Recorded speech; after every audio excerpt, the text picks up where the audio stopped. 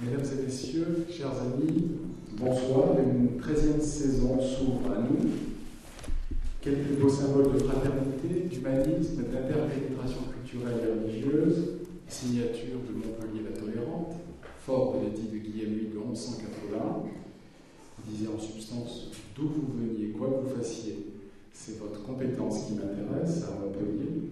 Cette signature de Montpellier la Tolérante, quel plus majestueux exemple de la convivencia judéo-musulmane séculière que la venue ce soir à Montpellier, sous l'égide de l'Institut Maïmonide, du docteur Daniel Boubaker, recteur de l'Institut musulman de la Mosquée de Paris. L'histoire du Montpellier médiéval s'écrit en lettres majuscules.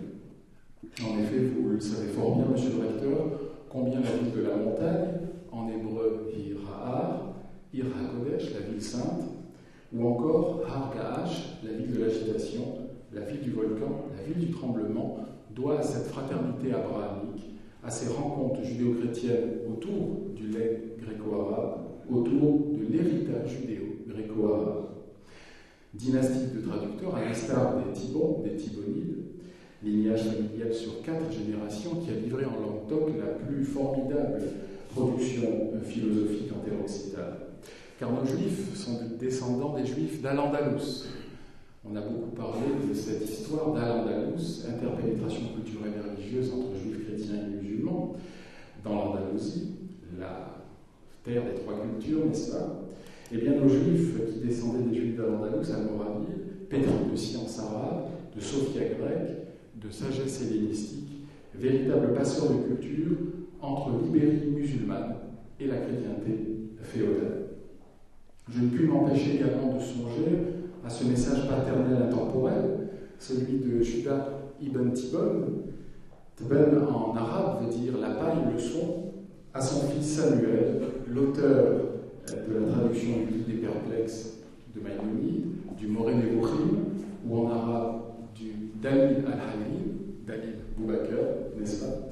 Nous en parlions dans la voiture tout à l'heure. Il disait en substance à son fils: ne fais pas bombance dans les banquets, exerce-toi plutôt à la calligraphie arabe et à la calligraphie hébraïque. Donc effectivement, nous avons une histoire juive glorieuse. Ces populations juives andalouses, arrivées au XIIe, fuyant effectivement l'islam almohade, qui préférait nos juifs andalous l'islam almoravide, ont donné énormément à la ville de Montpellier et à son université. Songeons également au fils Maïmonide, Abraham Maïmonide, outré par l'accueil réservé en provincia aux ouvrages de son père. Vous n'êtes pas sans savoir qu'il y a eu des controverses maïmonidiennes autour de la pensée de l'aigle de la synagogue.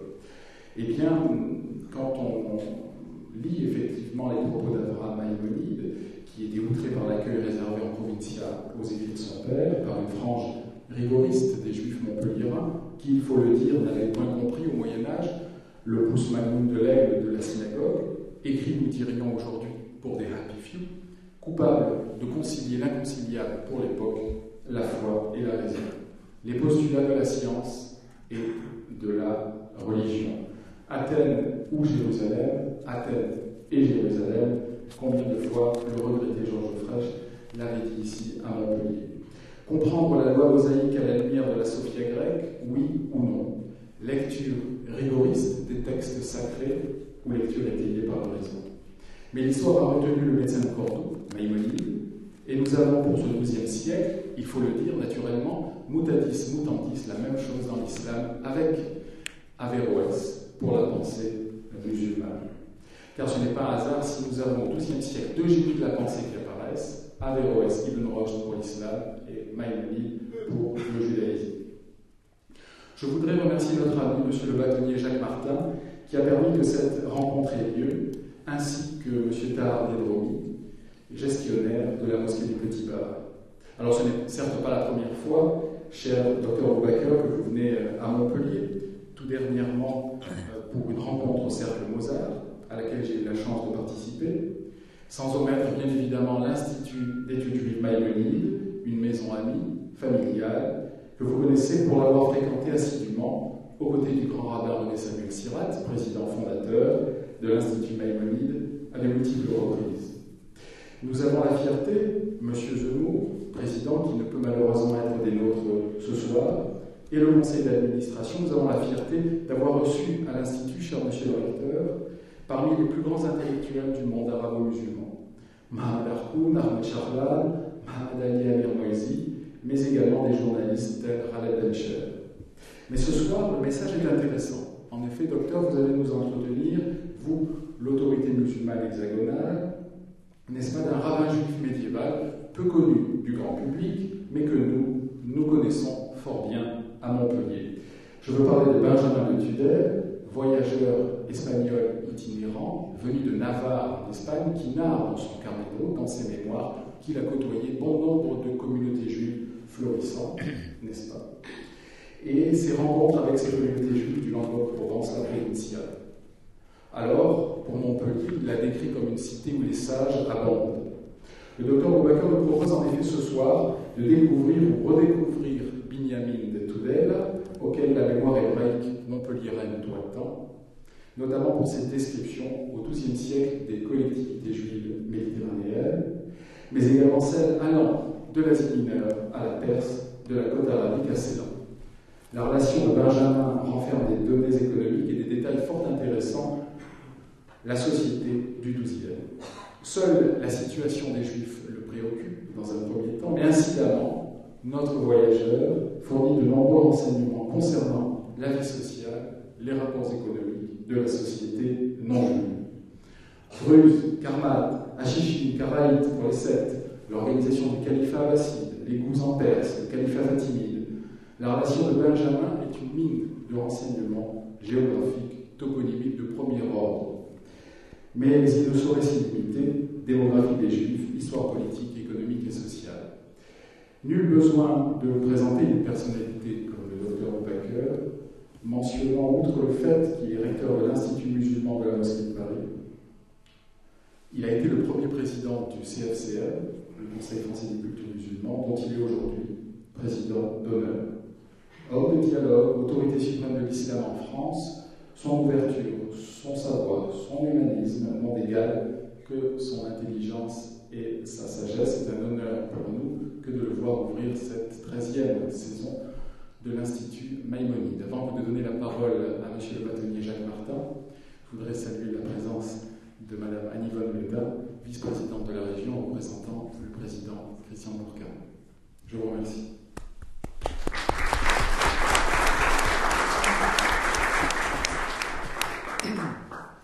Monsieur le recteur, cher Michael, cher Tard, mesdames et messieurs, madame la vice-présidente, je ne saurais oublier aujourd'hui qu'il y a un an, Georges Frêche nous quittait. Et c'est Georges Frêche qui a voulu l'Institut Maïmonide. Et si nous nous réunissons ce soir à l'initiative de Michael, qui fait vivre avec Claude Zemmour, c'est pas Claude, Guy Zemmour, Claude c'est le conseiller régional, Guy Zemmour, cet institut, c'est véritablement parce que Georges Frêche l'avait voulu. Et donc il était normal qu'ouvrant ce cycle de conférences tout aussi extraordinaires les unes que les autres, il était, je crois, normal que nous ayons ce soir une pensée pour Georges Frêche. Au-delà, pourquoi ma présence ici? D'abord parce que j'ai la chance d'être ami avec Michael et d'être ami avec Tahar. Ce sont des rencontres dont j'ai coutume de dire qu'elles rendent plus intelligents. Et puis aussi parce que, cher recteur, nous avons les mêmes origines. Je suis né sur les hauts plateaux algériens avec une chance extraordinaire, c'est que j'ai vécu ma jeunesse à l'ombre d'une église, d'une synagogue et d'une mosquée. Et je crois que ça permet de vivre dans la tolérance et le respect des autres, parce que c'est une formation qui est incontestable. Et puis, pourquoi Benjamin de Tudel? Je vais avouer mon ignorance, j'ignorais tout de Benjamin de Tudel. Et c'est vous, monsieur le recteur, parce que vous êtes un savant, qui, lors d'un déjeuner à l'Odève, alors que nous fêtions la Légion d'honneur de notre ami commun Mohamed Noureddin, imam de la mosquée de l'Odève, c'est au cours de ce repas que vous avez parlé pour la première fois, vous m'avez parlé de Benjamin de Tudel, et de retour à Montpellier, je me suis permis d'en parler à Michael en lui disant que ce serait peut-être bien que l'Institut Maïmonide vous reçoive pour parler de Benjamin de Tudel. Je crois que ce que fait Michael, M. et Mme Yankou ne sont pas étrangers non plus, ce que fait Michael au sein de l'Institut Maïmonide, c'est quelque chose d'extraordinaire qui mérite d'être encouragé, et je sais que la région, dans le sillage de ce que Georges Frêche avait souhaité, poursuit ses efforts au profit de l'Institut, parce que c'est véritablement quelque chose d'utile. Dans le monde qui est actuellement le nôtre, qui est un monde difficile, il est essentiel que des institutions comme celle-là permettent de se rapprocher et non pas de se détester ou de se haïr. Monsieur le recteur, vous êtes un homme de paix, vous êtes un sage, vous avez été formé, j'ai coutume de le dire, moi qui suis élève du lycée Gautier, ce qu'on appelait le petit lycée, vous avez été formé au grand lycée, le lycée Bugeaud, qui est celui des élites, celui d'Albert Camus. Donc je comprends pourquoi aujourd'hui vous avez encore assimilé et accumulé cette science qui vous rend effectivement un homme qu'il est remarquable de fréquenter. En tout cas, c'est toujours une chance de rencontrer. Et j'ai coutume de dire que vous êtes aussi de ceux qui nous rendent plus intelligents parce qu'on a la chance de débattre avec vous. Merci de votre présence et je vous laisse bien évidemment le parole.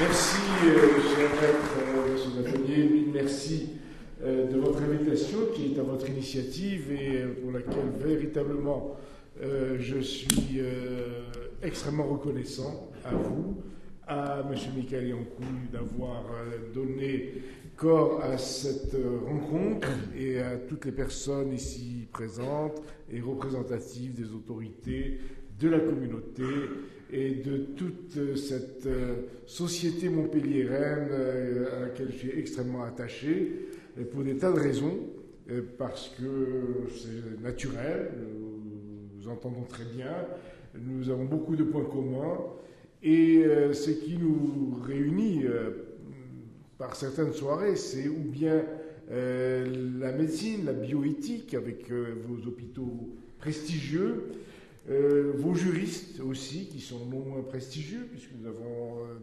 discuté des questions de l'islam en France récemment, ou de l'islam en Europe, mais aussi de l'interreligieux, qui aujourd'hui me paraît fondamental dans une ville qui a été extrêmement concernée comme carrefour des religions, comme grand centre pour l'Andalousie persécutée, qui a reçu et accueilli, hébergé et donné l'hospitalité à de nombreux savants, parmi lesquels je m'honore d'être très proche de ceux de la communauté juive ici, dans toute la région du Languedoc, et qui m'ont paru être un cas vraiment particulier de cette France de la tolérance, de cette France de l'accueil, de cette France de la fraternité, de cette France de la diversité, de cette France où, comme on dit, heureux comme un juif en France, c'est vrai, c'est le pays du bonheur pour cette tolérance exemplaire. Et j'espère que les musulmans suivront votre exemple, votre destinée, votre travail, votre attachement, votre dévouement pour ce pays. Et c'est véritablement le sens que j'attribue à notre mission aujourd'hui, à ma mission particulière dans le cadre de l'organisation de l'islam, mais aussi dans le cadre de ces dialogues qui nous amènent très souvent, et peut-être pas assez souvent, à nous rencontrer, à échanger sur tous les domaines. De la théologie qui nous est très proche, très commune, les uns et les autres, le Coran, la Bible, l'Évangile sont 3 livres concordants, de nos prophètes. Vos prophètes sont nos prophètes. Abraham est notre Abraham, Moïse est notre prophète, etc. Et Benjamin de Tudel, pour venir au sujet, m'avait frappé, non pas comme théologien, mais comme découvreur, par ses voyages. J'en avais parlé à vous-même, parce que, étudiant, ayant été passionné par la Mésopotamie, le premier nom qui ressort dans l'étude de la connaissance de cette région, de cette Babylonie, de cette région sumérienne, élamite, etc., c'est naturellement Benjamin de Tudel, rabbin du XIIe siècle, qui avait le premier visité cette région et pressenti qu'il y avait là des trésors qui ressortent aux connaissances de la Bible. Donc, Le travail sur Benjamin de Tudel n'est pas un travail simple, ni facile, ni capable d'être résumé en quelques mots. C'est un travail très complexe qui fait appel à un vécu ici, dans cette région, démarrage de son voyage, et aussi à des notions qu'il a rapportées sur l'ensemble des communautés juives du monde, de l'Europe, du Moyen-Orient, de l'Asie, peut-être même plus loin, et ce sont des richesses incomparables. Je vais essayer de ne pas vous fatiguer à écouter ce qui a été pour moi la découverte d'une richesse extraordinaire. Un homme de génie, méconnu, qui certainement mérite d'être lu et relu, d'être médité, parce que c'était un homme de foi, un homme de piété, un homme de connaissance, un homme d'une extrême modestie. Jamais dans ses voyages il ne parle de lui-même, il ne parle de ses problèmes. Tout de même, il a fait le tour du monde sans jamais dire qu'il était ni fatigué, ni malade, ni gêné, ni ennuyé par quiconque, ni quoi que ce soit. Au XIIe siècle, c'est un record. Permettez-moi simplement, vous me direz, quand vous en aurez assez de m'écouter, je vais vous dire ma passion pour cet homme, pour ce rabbin. Moi qui suis musulman, j'ai trouvé en lui un exemple de piété, de religiosité, vraiment que j'envie, vraiment. Donner à un tel point son cœur, son âme, ses forces physiques à la réalisation de son idéal religieux, écoutez, je tire mon chapeau, vraiment. Alors, le long voyage qu'entreprit le rabbin Benjamin Bar Yonah, parce que son père était également rabbin Jonas, durant plus de 10 ans, à travers le monde connu de son époque, place ce voyageur au rang des grandes célébrités. On l'a classiquement comparé à Marco Polo, à Carpini, à Asselin, à Pietro della Valle, qui a été l'un des découvreurs de la Mésopotamie. Il est né vers 1100, comme son nom l'indique, alors on ne sait pas très bien. 1120, 1130, puisque son voyage a commencé en 1160, donc il devait avoir une quarantaine d'années, donc peut-être qu'il est né en 1120, à Tudela, qui est une ville de Navarre, où son père, le rabbin Jonas, avait fixé sa famille. Il décidait d'entreprendre un véritable pèlerinage en 1159 pour certains, en 1163 pour d'autres, à la recherche précise. Et alors il faut voir cette précision, cet goût du détail des auteurs et des communautés juives qu'il allait rencontrer dans un parcours célèbre dont il reviendra en 1172.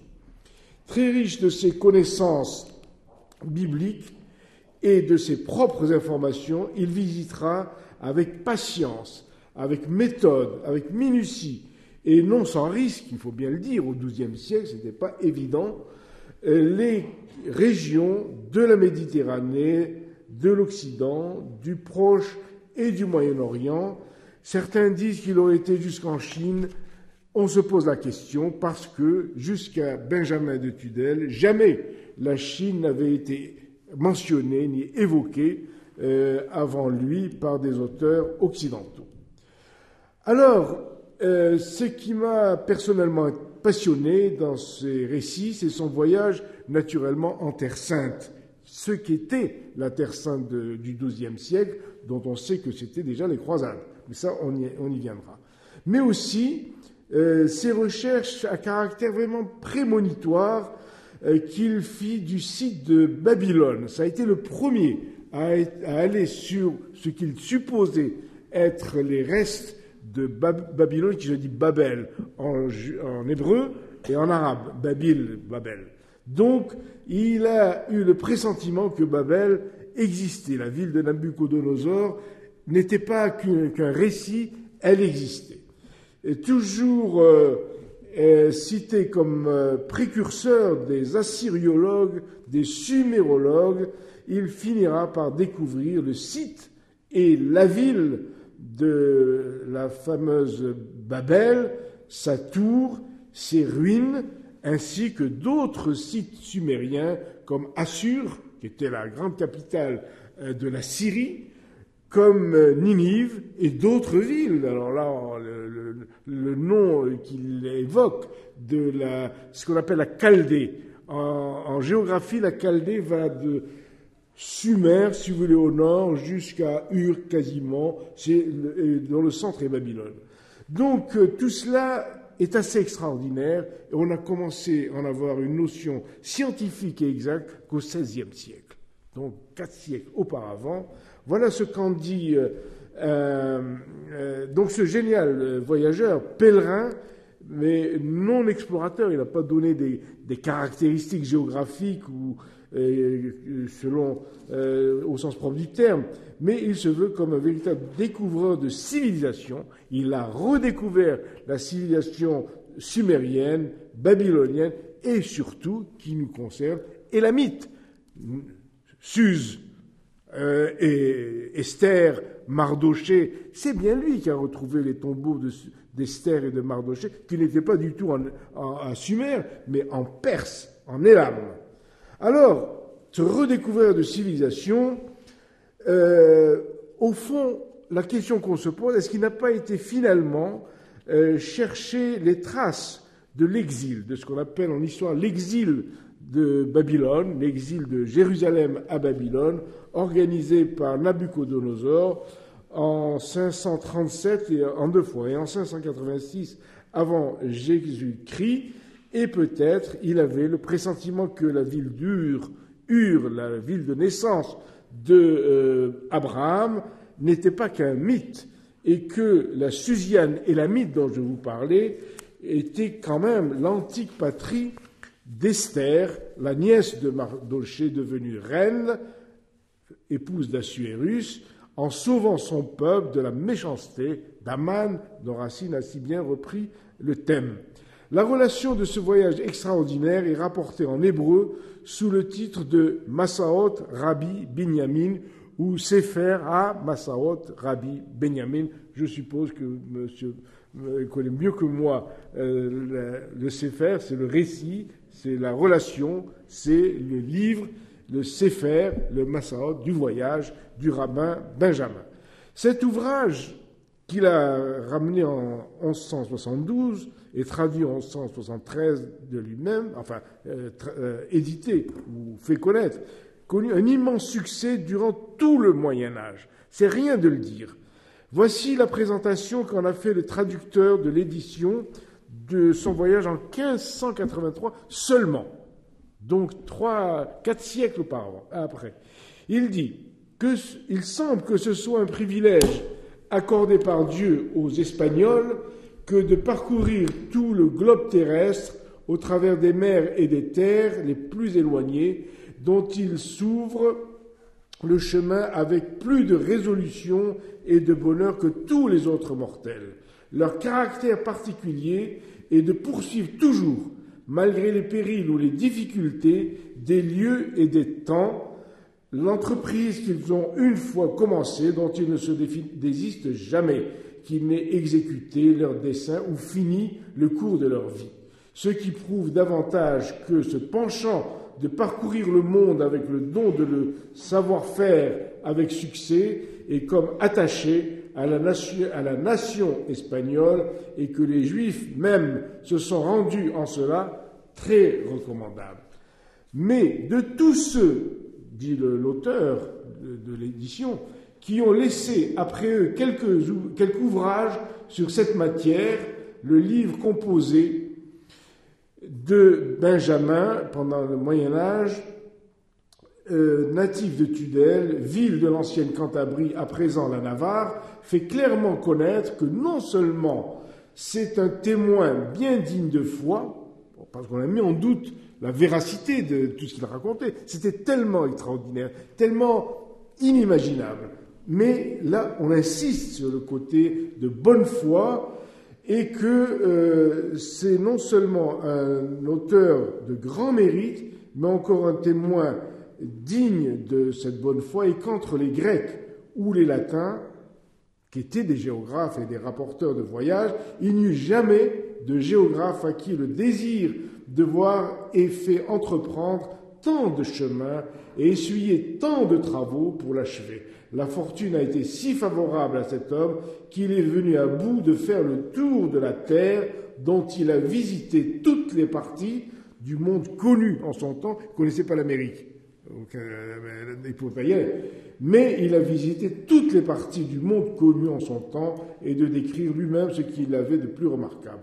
Car, écrit le traducteur de 1583, dans le désir d'aller voir tous les Juifs qui sont dispersés dans presque tous les pays du monde, il partit il y a 401 ans d'Espagne, passa par la France, passa par ici, l'Italie, la Grèce, la Macédoine, il visita les îles de la mer Égée ou de l'archipel, il visita la Phrygie, qui sont des parties du sud de la Turquie actuelle, la Pamphylie, autre partie du sud de la Turquie, l'Arménie, toute l'Asie mineure, les différentes contrées de la Syrie, tant celles de la Palestine que Damas, et